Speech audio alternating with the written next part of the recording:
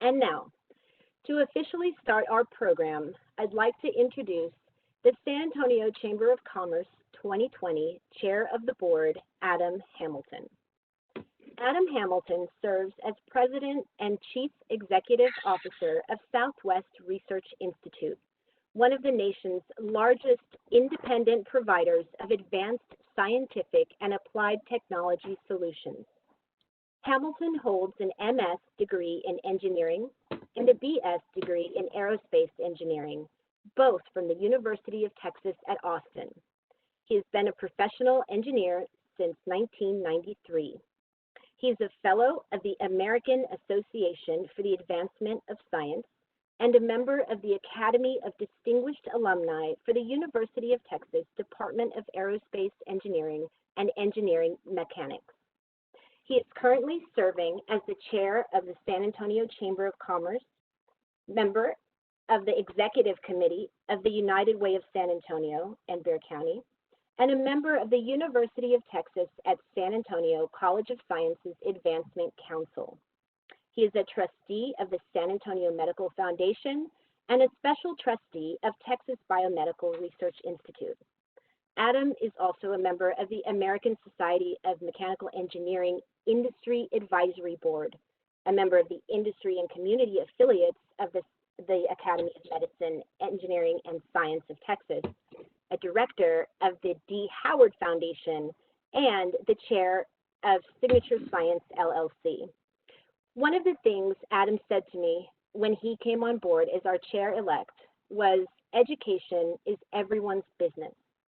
As the VP of Education and Workforce Development, I have greatly appreciated his holistic view of the interconnectedness between educational attainment, social mobility, and economic prosperity.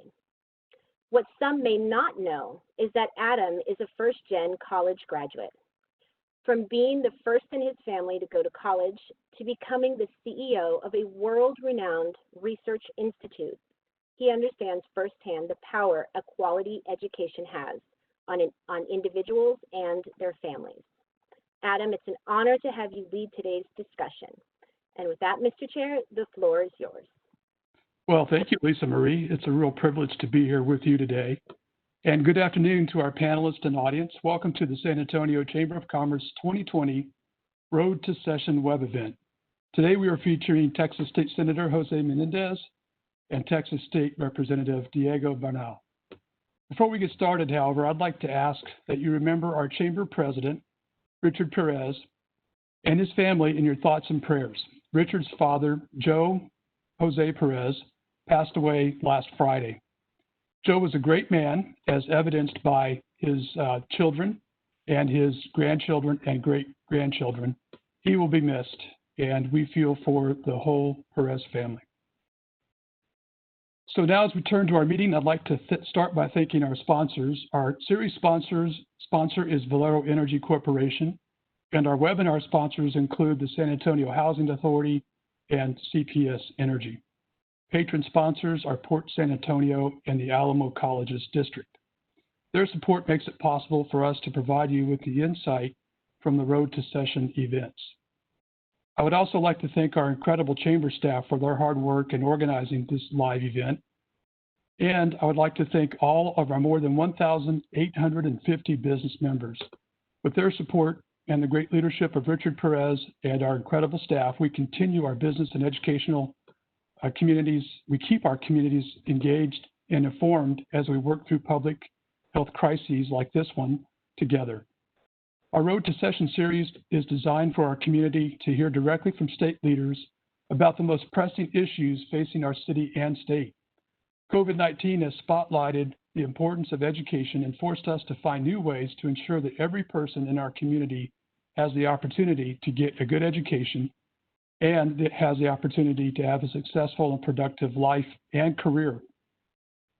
It's been amazing to watch as the schools and colleges and universities transform nearly every aspect of their operations to address the needs of their students and their families.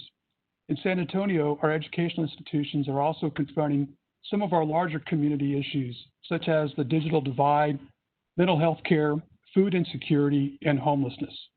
Because all these issues may impact student success, these are critically important.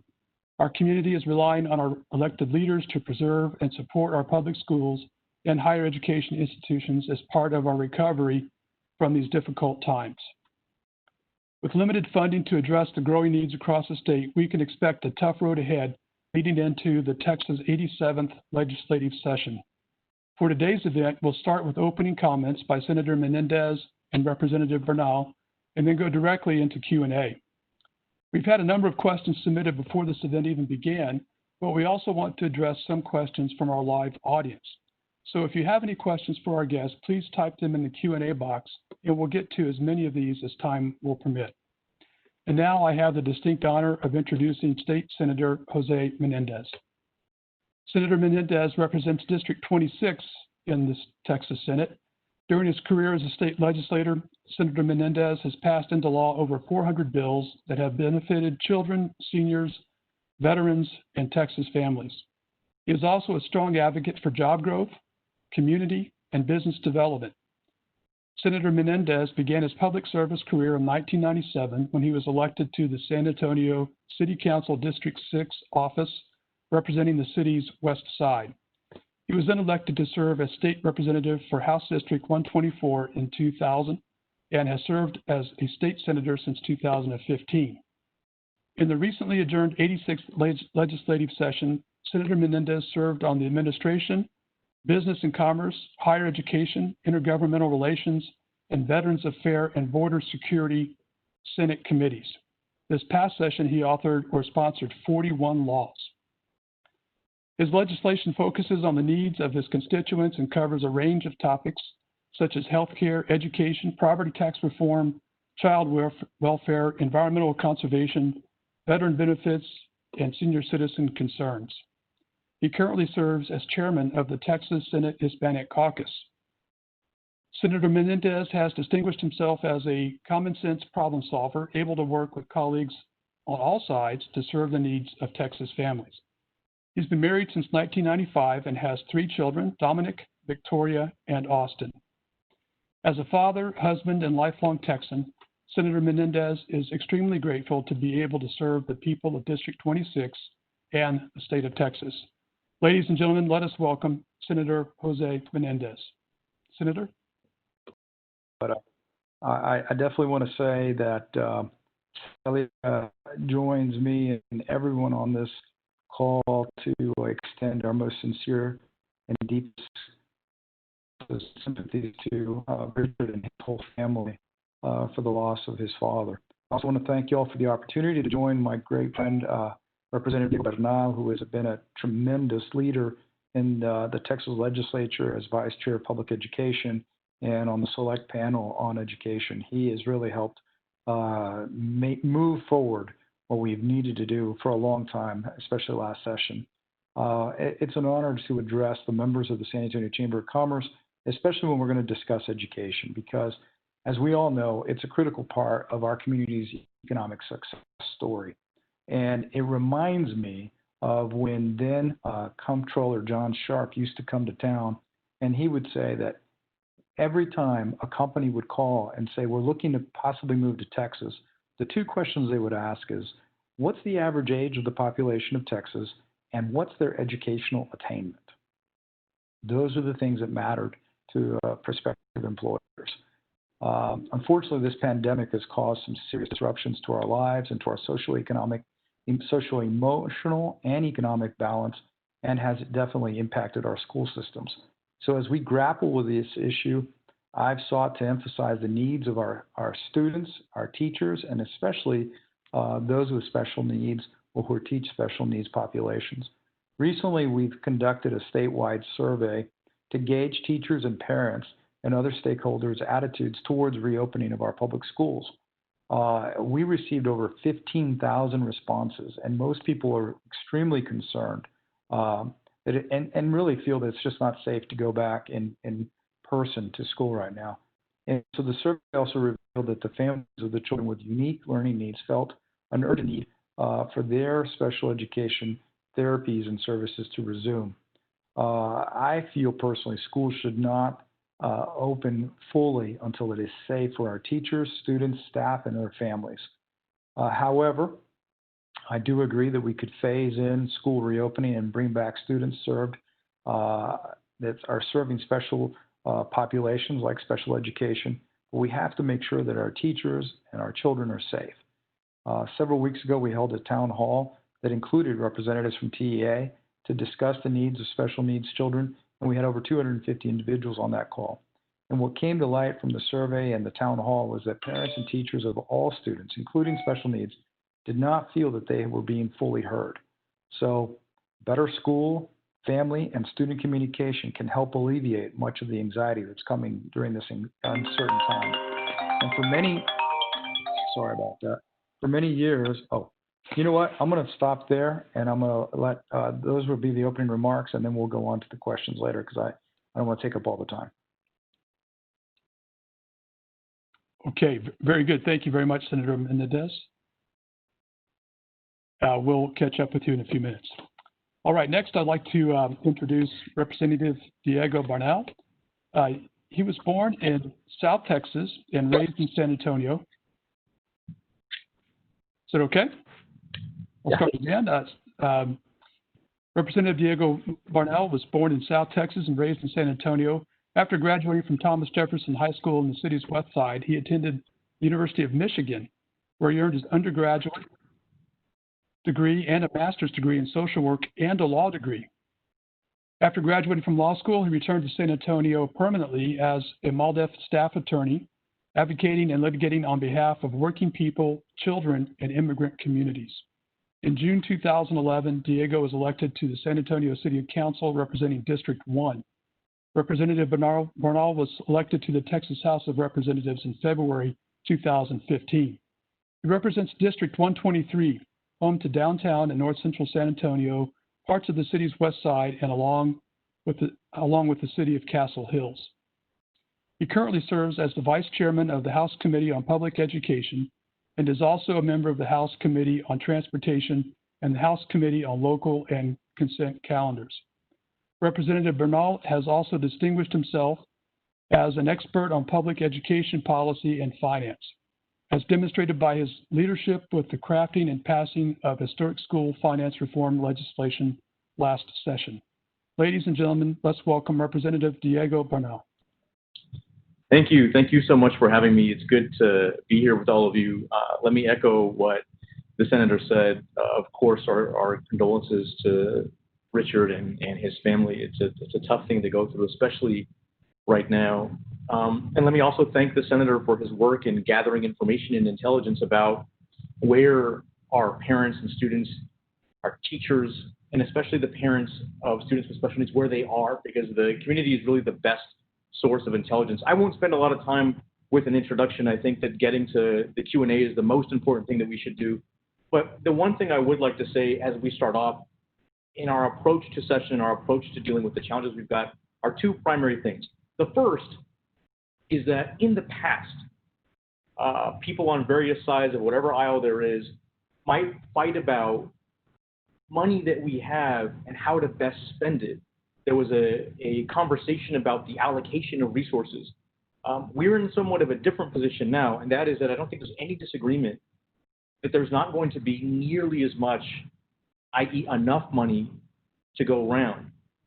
And so I think that that lends itself very nicely to this idea that one of the biggest conversations we're going to have in session that involves the Senator, myself, and everyone on the other end of the screen is a conversation about revenue. And I think that that will be an overarching discussion. To some degree, public education right now has a halo around it. There's a concerted effort by leadership all the way down to the newest member that we try to keep public ed as whole as possible. That may still be insufficient in light of the fact that the world is a different place now and it's a more expensive endeavor, but there is an effort to do that. But it's going to be difficult, and we'll need everyone's help to maintain it and hopefully do more. But the other thing I want to mention that I think will color almost all of my comments today, and I really look forward to the questions, is that we cannot look at public education myopically. One of the things I've learned through HB3, which added at least $4 billion to classrooms and completely changed the way that we fund poverty in public education, is that poverty is sort of the master of everything else when it comes to education. And so even if you fund the public schools to the nth power, the idea that the generational poverty that our students live in won't rear its head in other ways is naive. And so the intersectional approach to education, that it doesn't stand on its own, it stands as part of, let's say, a three-legged stool with transportation or healthcare or housing. I guess that's more than three, but you know what I mean. That we can't ignore those things and expect education alone to take care of itself. And so the intersectionality of all these issues is important because our city has the highest percent of people living below the federal poverty line of any major area in the country. It also has the highest percent of children living below the federal poverty line than any major area in the country, top 25. And even worse, we lead the nation in the percent of young children, 0 to 5, living below the federal poverty line. My point is, education alone will not solve those problems. The pandemic has laid bare all of the different issues that result in that number. Education is certainly maybe the North Star, but there's a constellation of other things that we have to address if we want to get ourselves away from that metric. And so education very well may be the centerpiece, but I'm also interested in talking about how everything else we can do affects that. So thank you for having me. Thank you for the kind introduction. It's good to see Senator Menendez, and I look forward to your questions. Very good. Thank you, Representative Bernal. Appreciate that very much.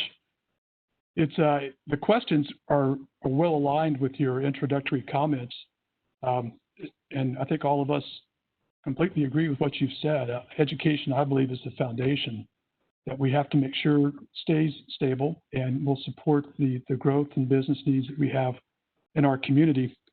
So let's turn to a couple of the submitted questions first, and then we'll get to some of the other questions here momentarily.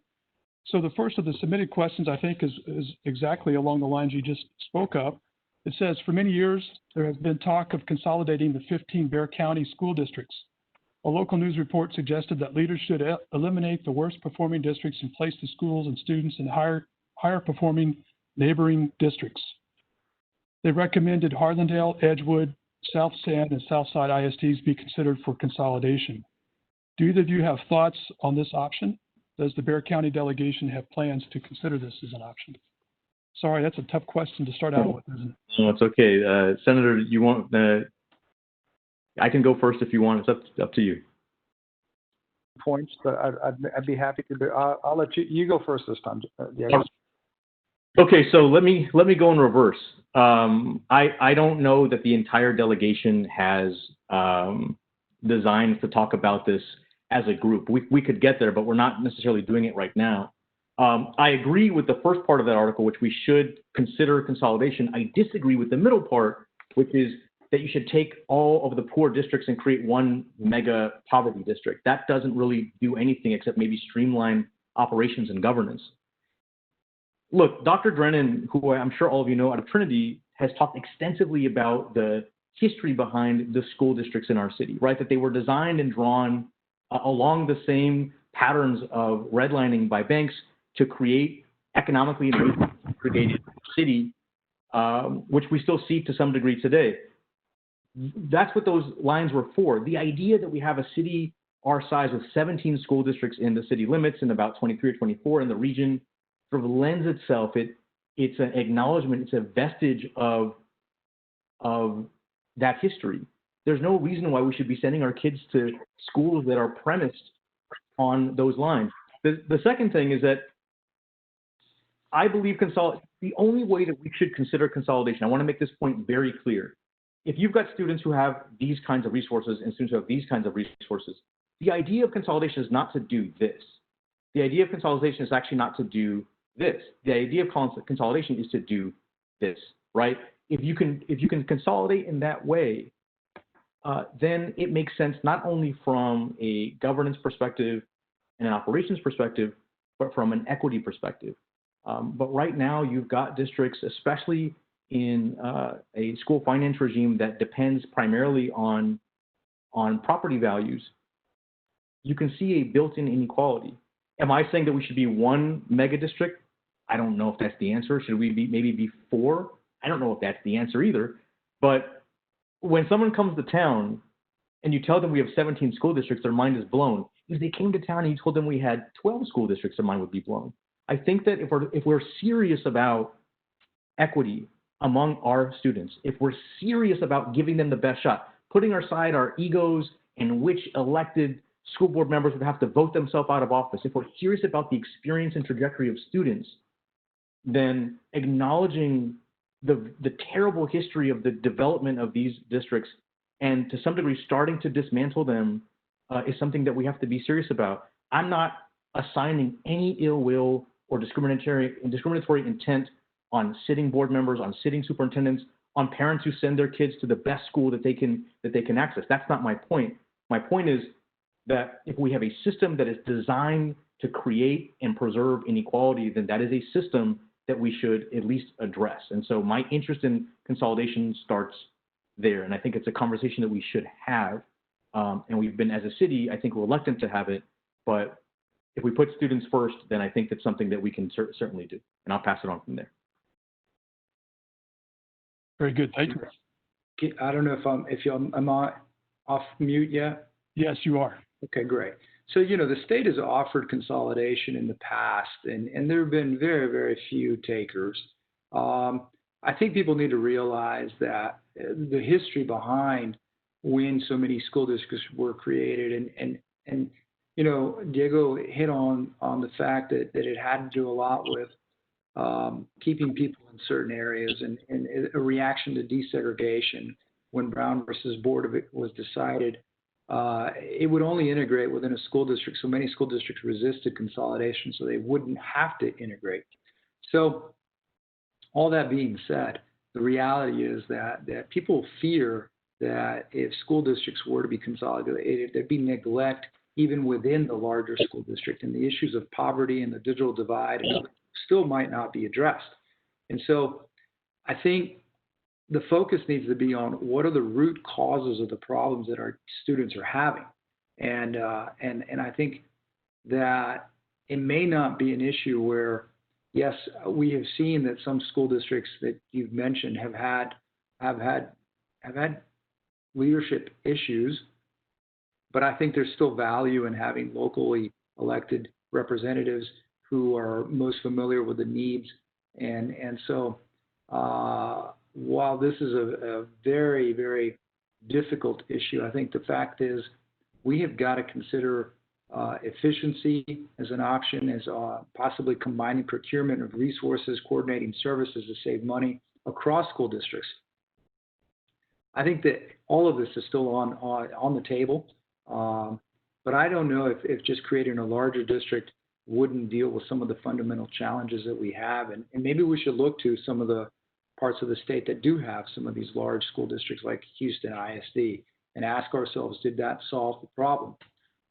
I think I'd like to go to the root causes of the problems before I start just pointing at whether or not smaller, poorer school districts that don't have all the resources and have the most challenging students, because many of them come to school not speaking English very well, if at all, if just because of where they are, who they are, that they merit being consolidated. I think it's easier when parents have all the tools at home and you have the Wi-Fi and you have the computers and you have the ability to possibly have a parent at home while the children are doing distance learning or other things. That just makes a different dynamic together. So I think we need to look at the root causes of what the differences are in our school districts before we just run to the solution of consolidation. I think that we should consolidate where it doesn't impact the education, where there are just basic efficiencies. I think that makes a lot of sense. So difficult issue, but it's not one that I think really, in some ways, I think it actually distracts us from what the real problems are. Thank you, Senator. I completely agree. Getting to the real cause of the issues, I think, is more important than just realigning things. It's almost like a Band-Aid instead of a cure. Yeah. So very well said by both of you. So thank you for those responses. Sorry to start out with such a tough question. It's all right. We're trying to move on to another one, but I think they're all kind of tough today. So sure. Second question is House Bill 3 increased state education spending by $4.5 billion. including $2 billion for teacher and employee compensation. In addition, there was a property tax reduction. With the budget affected by COVID-19, what is the sustainability of the budget for education, and will we be able to find more money to fund the property tax cut? All right. Well, Diego, since you're the expert on this, let me take a real quick overview and then let you dive deep into it, okay? Sure. All right, so my thought is, first of all, in my opinion, our public schools are still underfunded. Texas is spending about $8,600 per pupil, and the average in this country is about $12,700. The $4.5 billion that HB3 produced, it was a good step forward, but it's not nearly enough to make up for the devastating cuts that were made in 2011, which was a $5.3 billion loss. We're still not even on par with other states. We still have some of the most challenging populations in terms of our diversity, geographic diversity, diversity of populations, the diversity of language. We have got a lot of challenges that we need. And as a state, you know, we have such a reliance on our revenue sources that I believe it has not been smart. And this pandemic's made it clear that wealth, education, and health disparities in the state have been exacerbated. But they've been there ever since the days of Jim Crow. So I think we just have a population of, depending on who's counting, of nearly 29 million. And of those, 25.5% of those Texans are under the age of 18. So millions of students, diverse backgrounds in many of our public schools, and obviously they're our future. So we have got to do a better job of investing. With that, I'll turn it over to our expert. I don't know if I would consider myself the expert, but the first thing is, so that initial investment by HB3 was supposed to grow this year. The second year of HB3 was supposed to identify 4 different levels of poverty. In the past, we just funded poverty on free and reduced lunch, but now we've created a 4-tiered system of poverty. So, but it has less to do with where the school is and more to do with where the student actually lives, because the poverty that you live in is more to do with the outcomes and where your school is. And as attendance zones get more and more fungible, that's important. I'm worried that we're not going to be able to fund that part. On the property tax cut, let's really be honest about what that was. If I'm being honest about my experience in crafting HB3, the property tax cut piece was a ransom. And we spent more on property tax cuts than we did on education. So while we spent $4.5 billion in education, we spent more than that on a property tax cut. And I'm not saying that that's not important, but if you think about what that means to the average everyday Texan. So the senator just talked about the spending disparities between Texas and other states and the gap between funding there. The property tax cut only saves the average homeowner about $130 a year. So we're spending $5 to $6 billion on a tax cut that saves the average homeowner about $140. I don't think that necessarily is the wisest investment. Should we keep the property tax cut to some degree? Yes. But if we were to say, look, you're paying X amount minus 140 this year, what if you pay X amount minus 80 in the following year? That way we can take some of that money and use it to fortify public ed so there aren't cuts. The comptroller's estimates on the hole that we're anticipating, which is about between $4 and $5 billion, that is premised on an assumption that everything goes exactly back to normal in 2021. As that new year comes closer, I think it's less likely that that's the case, which means that the budget shortfall will be even larger. So I think, again, we have to think about and talk about diversifying revenue. We have to do that. This sort of dependency on property taxes and oil and gas, I don't think makes sense right now. I also think that if you look at an expenditure like a tax cut, there's a way to keep a tax cut, but maybe make it just a tiny bit less generous so that you can take literally billions of dollars and put them back into public ed to fortify them in the time being. I'm not saying to eliminate the tax cut, but I'm saying if it only means $140 per homeowner, what does it mean to them if they're saving $90, $80 instead for the next 2 or 3 years? and then we have $3 to $4 to $5 billion more dollars to use for public ed. So I think we have to have conversations about more money. I'm not opposed to continuing the tax cuts, but if we have a hard time generating revenue, then we need to look at what we're really getting for that investment. The lived experience of that investment, $140 a year, doesn't mean much. And would people be willing to sacrifice $30 or $40 dollars from there to generate billions to keep public ed where it's at and help it move forward? I think so. So it's a conversation. I don't know if there's one answer. I think there are several answers, but those are a few. Very good. Thank you for those responses, both very well thought out and convincing. So let's move on. I'll skip a couple of these questions and move down to one here on the list. Most agree that legislators will have difficult budgetary decisions due to the economic downturn caused by the pandemic.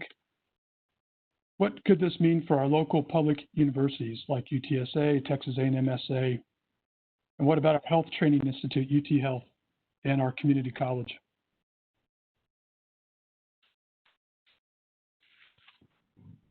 Any takers?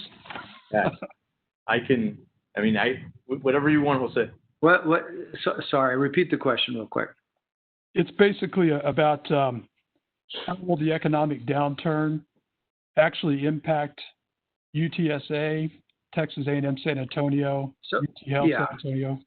Yeah, so when we're facing a multi-billion-dollar shortfall, it has been my experience over the last 20 years in the legislature that the budget writers always go back to every state agency and say, they almost take an across-the-board haircut. And my understanding is that our universities have been asked to start with a 5 to 10% below their current legislative appropriation request. I think that's the wrong way to approach things. I think that we need to look at the fact that our health-related institutions, our medical schools, dental schools, and nursing schools, and all of our academic institutions of higher learning are generators of revenue in the state of Texas. For every dollar we invest, we get back more. So I think we need to look at what creates the best revenue for the state and how do we sometimes we hear a lot that we're trying to run things like a business. Well, in a business, you wouldn't fire the people who are bringing in revenue to your business. You wouldn't lay them off. What you would do is you would cut back on things that are unnecessary and cut back on things that don't hurt your overall production. And so I believe, and I've always believed ever since my days at City Hall, that our first priority as elected officials is to be good fiscal stewards of the taxpayer dollar. In my opinion, that does not mean just cut all the time. It means invest wisely where you can and protect the investments you've already made.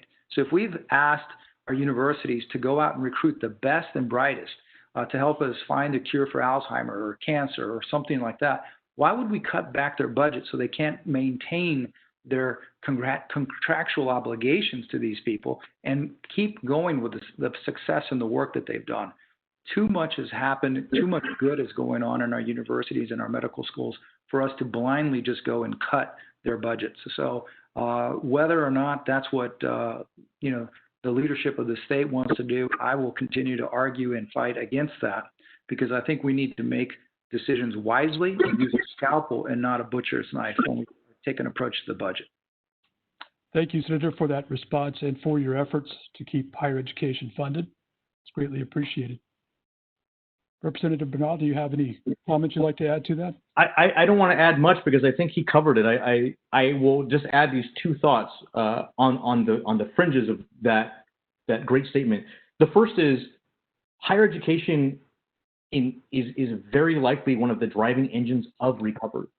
And so by asking to cut it, you're slowing down what our recovery will look like. And also, recovery doesn't mean going back to the way we were, but it also means making ourselves as a city or a state more resilient because it feels like these sorts of downturns are becoming more and more common. We've had 2 once-in-a-lifetime occurrences in the past 15, 20 years. So we need to be more prepared for that. But the second thing, and this is small, but I've heard it from a lot of university presidents, and that is that the sort of strange, out of nowhere, left field attack on foreign students has tremendous financial consequences because they are the only student group that pays full freight.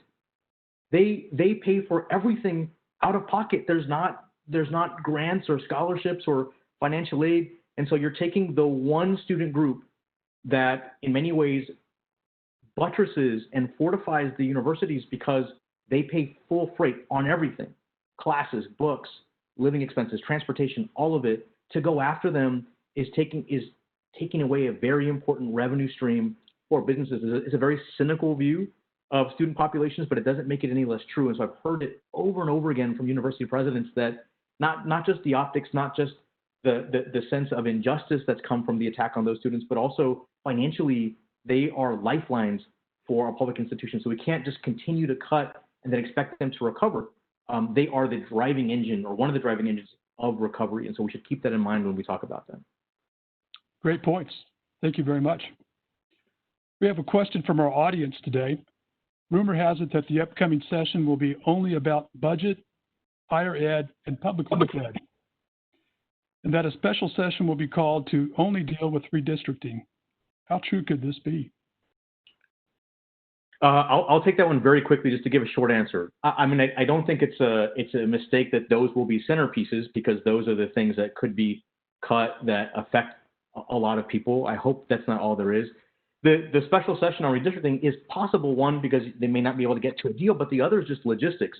If the census date is pushed back, then the data isn't going to be ready by the end of the regularly scheduled session. And so we'll have to have a special session simply because you can't draw maps without current data. So, you know, whether or not people are reading politics into that, that's certainly possible, but there is a very practical, logistical reason why we would end up with a later session just on redistricting, and it has to do with the census date.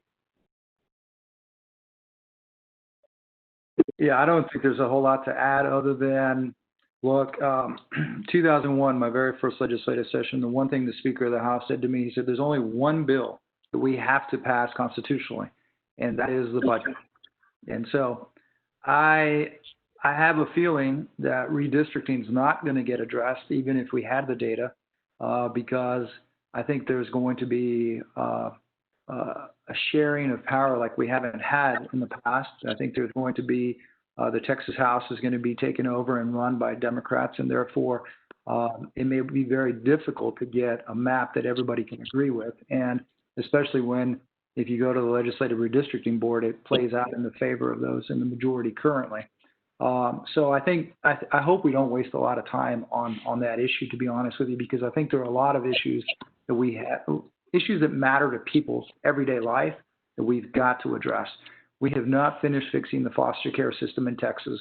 We have not finished fixing a lot of things that need to get fixed. This pandemic has really exacerbated so many of the inadequacies that we have as a state and things that we can do better. And so I think we need to look at our healthcare system, our delivery system, and we need to find ways that we can buttress and strengthen healthcare for everyone in this state. And so we got a lot of work to do, and I hope that we don't waste it on things like redistricting. Personally, I'd be happy if it was in the hands of a third party, nonpartisan, respecting the boundaries of neighborhoods and communities of interest, and not in the hands of politicians just looking to draw maps that keep them elected.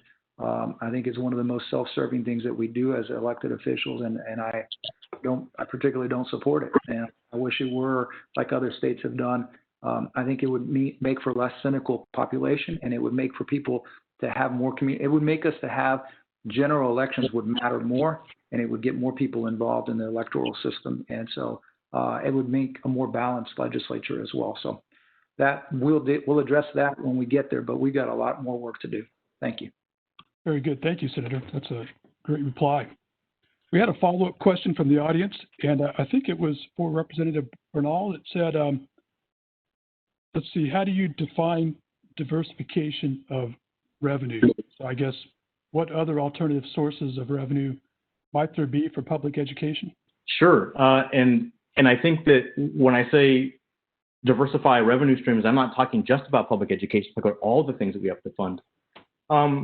I can tell you there's a variety of ideas out there. I don't know that I would pick one over the other, but I think we have to have a conversation. I think in the legislature, it's not that there's a conversation and disagreement. It's that we just don't talk about it. So what I've heard is a conversation about a luxury tax. A lot of people don't know this, but when it comes to sales tax, we actually exempt more than we collect. So we collect about $46 billion a year in sales tax, and we exempt from entire industries about $48 billion. I'm not saying to take all those industries, I don't think anyone is saying to take all those industries and just tax them at the highest amount. In fact, what you could do if you wanted to is take some of them, all of them, a portion of them, and tax them at a lower rate to keep Texas's sort of competitive advantage among businesses and creating a business environment. So if you're paying sales tax now on a scale of 1 to 10 and you're at 10, I don't think the idea is to take other industries that are right now paying 0. I'll use polling services, for example. Polling services is 0 state sales tax, right? So the argument is not take polling services and then tax them at the 10. You could take them and a few other things and tax them at 2 or 3. And what happens is you then generate several $billion, but they're not made to suffer, and Texas maintains its competitive advantage. But at a certain point, you can't justify why some industries pay no sales tax over others. And I do think that we're in a moment where people should be paying their fair share, but that doesn't mean that you tax them all at the highest amount. It just means maybe you introduce a little bit to spread it around. Those are the two most popular I've heard before. I think there are others. I am not advocating one over the other. What I am saying, though, and I've seen it over and over again, is an outright unwillingness to have the conversation at all. That cannot be the way that we operate, and it cannot be the way we operate in this current environment. So let's just at least talk about it honestly, openly, in the sunlight, and see where we land. I would be happy with that kind of start. It's a great point. All options should be on the table right now. Yes, sir. Can I add a little something to that? Yes, please. And I think everything he said was right on. But the thing too that I'm very, very frustrated is that, we've all heard the old adages that, about planting a tree long before you need the tree shade. I don't recall how many years ago, it may have been 10 or 15 years ago, I filed a bill for a destination resort casinos. I met with the folks who run the MGM. I met with the people who run these places, and they said, if Texas does it right, we would pay an application fee in the hundreds of millions of dollars. We would pay taxes. It would have meant billions of dollars to the state of Texas. And they said the reason we do this is because Texas is our #1 source of revenue. We export $6 billion a year in gaming. We may not be doing it right now during this pandemic, but rest assured that every casino that's just over a Texas state line, whether it's Oklahoma, Louisiana, New Mexico, their license plate, their parking lot has more than a majority of their plates are from Texas. Therefore, if we could have had, and we still may have, the opportunity to file something that allows us to bring in conventions that would otherwise go to Orlando or go to Las Vegas, wouldn't that make sense to bring in more revenue from outside of the Texas? And it's revenue where I like to call it, it's a voluntary tax. Just like the people who buy lottery tickets are voluntarily paying a nickel out of every dollar to the state of Texas. We could be doing the same thing with that. And there are other options on the table that we could be looking at that we're not doing right now. And I don't understand why the state of Texas chooses only to be punitive when it comes to funds. A balance sheet has two sides. It has cost and it has revenue. And so if you can raise revenue, you don't necessarily need to reduce the cost, especially if you've already cut to the bone. And that's the thing that frustrates me. In Texas, we'd rather cut down to the bone than we'd ever look at some potential revenue, even if it's revenue that doesn't hurt anybody and it's voluntary.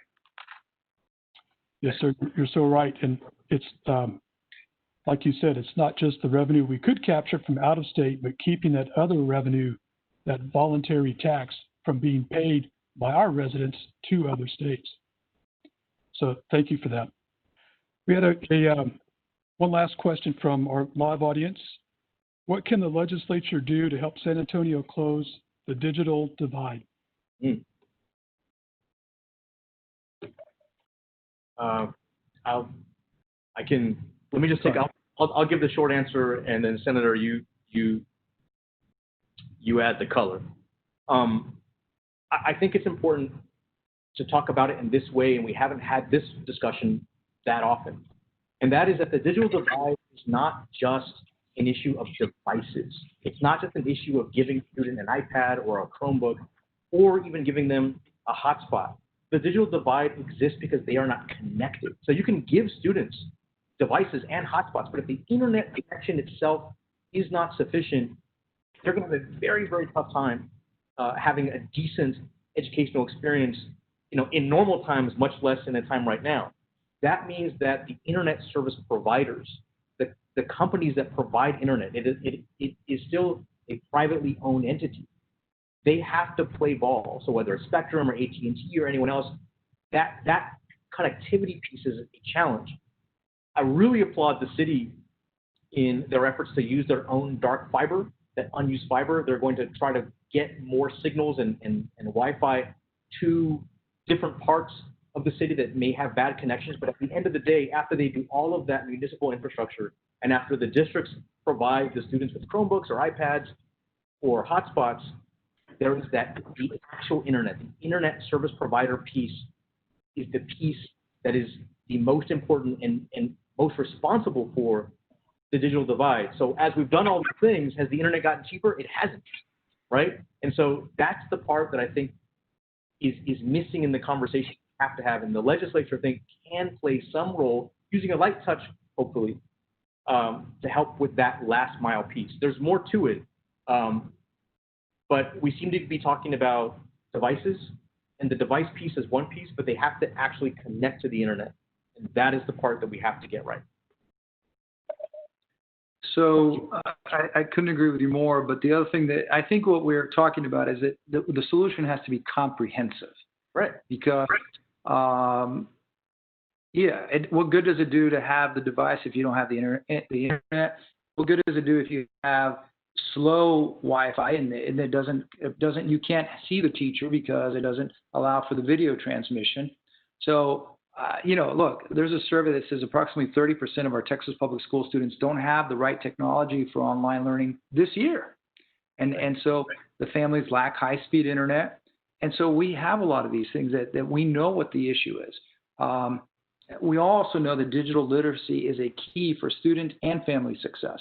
The other thing that we've learned through the pandemic is that where parents were being asked to work from home, like we're doing today, so many times may have been only one device in the home, and the parent has to say, well, I can't afford to lose my job, so I'm sorry, Johnny's not going to be able to do his schoolwork online.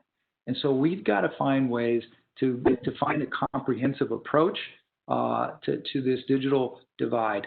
The digital literacy, the divide, the lack of everything that creates, it just shows, it highlights the disparities that we have. And so it goes right back to the beginning of this conversation when it talks about poverty and the effects of poverty, and how if you are already poverty stricken and you don't have access to either the technology, the implementation, the hardware, or the connection, or the right speed on the connection, then you just continue to not be able to get yourself out of this issue and to move your family forward. And so, the question was, what can the city do? I think the city can invest in making sure and being a partner with the private sector, because I think the private sector at one time back when in the mid to late 90s, when we were laying out the dark fibers, it was requested of those people who were spending the money to lay the fibers to gift dark fibers to the city to connect libraries with schools. And so I think we just need to be in a partnership, because the city is in the business, in my opinion, of providing for basic infrastructure. And then obviously the request should be, and maybe that's where they can work together in terms of the relationship that they have financially, is where do we encourage, sometimes using the carrot, sometimes maybe using something else, companies to make investments so that access to high-speed internet is affordable and it's equally accessible in every school district in San Antonio. that's one way the city could help close that digital divide. Very good. Thank you, sir. So I have one last question, but I'd like to precede that if I could, but just an observation that's my own.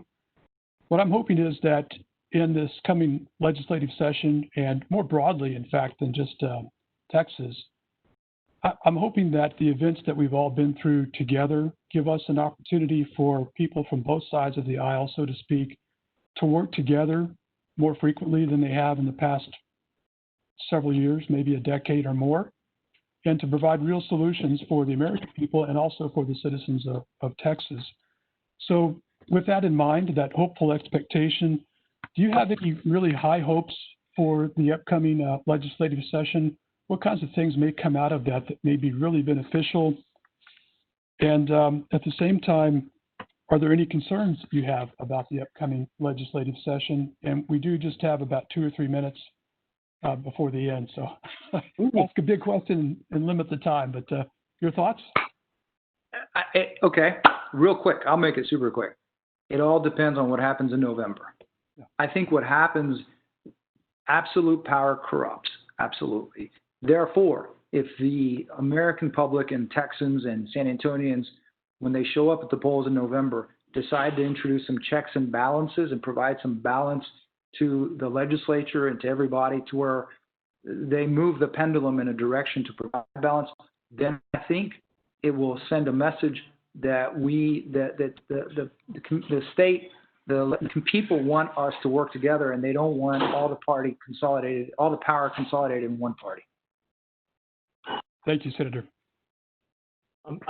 I think that's absolutely right. I would hope, first of all, I think both the senator and I, our entire careers in the legislature have been premised on working with people across the aisle. As a Democrat, you can't get anything done unless you get enough Republicans to join with you. So I think we're good at that. I think that we've sort of mastered that, and we're ready to do it again.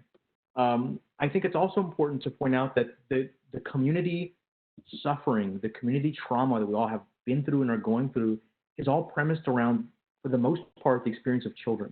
And I believe that the experience of children and providing for children, taking care of children, giving them the best life and life outcomes should be a unifying moment. And I'm hoping that we all come back to Austin trying to at least use that as a starting place, because there is no part of the state, I don't care how wealthy or how poor, that has been immune to that piece, the suffering of children and the shortchanging of children. So I think that I do have high hopes that we're going to come in with clearer minds and clearer hearts and start to get some real things done very quickly. Thank you, Representative Bernal. Very good. It's been a very thought-provoking conversation, a great conversation. I hope you've enjoyed it. I'd like to just close out, if we could now. I'd like to thank both of you, Senator José Menendez and Representative Diego Bernal, for taking time out of their very busy schedules to be with us today. I'd also like to thank all of our viewers for tuning in to watch. And a very special thanks to our sponsors, our series sponsor, Valero Energy Corporation, webinar sponsor, San Antonio Housing Authority and CPS Energy, and patron sponsors, Port San Antonio and the Alamo Colleges District. I invite you to join the Chamber for 2 exciting virtual events coming up. First, the Command Reception presented by USAA on Wednesday, September 23rd, 2020 at 5:30 p.m., and the State of the Economy featuring Robert S. Kaplan, President and CEO, Federal Reserve Bank of Dallas, Thursday, October 8th, 2020 at 12 p.m. Before we sign off, I want you to know that the Chamber of Commerce is a membership-driven organization. For those of you who are members, thank you for your investment. If you're not a member, please understand that events like this would not be possible without our members and their investment in the work that we do. Please consider joining the Chamber of Commerce. Membership information is available as you see on the screen. With that, please be safe, be kind, be healthy. Thank you for joining us. Thank you both, Senator and Representative, for your time today. It was great. Thank you. Thank you. Be safe, everybody. Take care.